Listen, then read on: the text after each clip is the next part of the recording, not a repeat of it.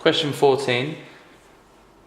I think for the exam, the easiest way to remember what a reciprocal is just flip it upside down. Now, a whole number, 5, can be written as a fraction by dividing it by 1.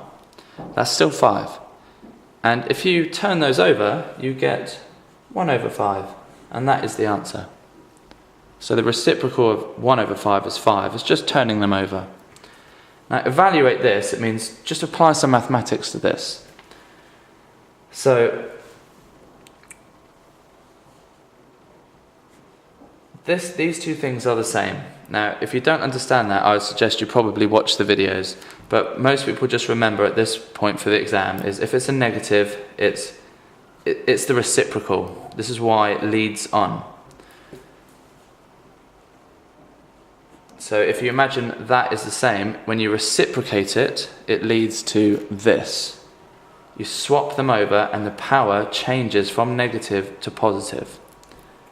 But you might want to watch a video to understand that in a little bit more detail. Or simply just remember the pattern that you can see appearing. Now 3 squared is 9, so that is the answer after 1 over 9.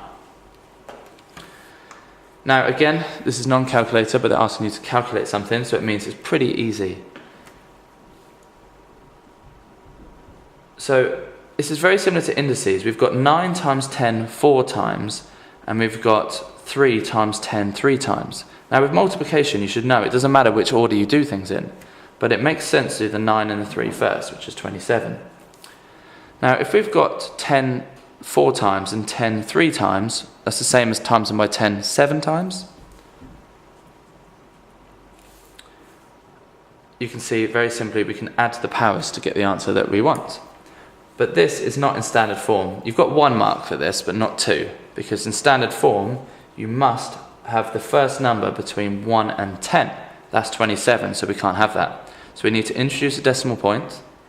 And now think, this is 27 with 7 zeros.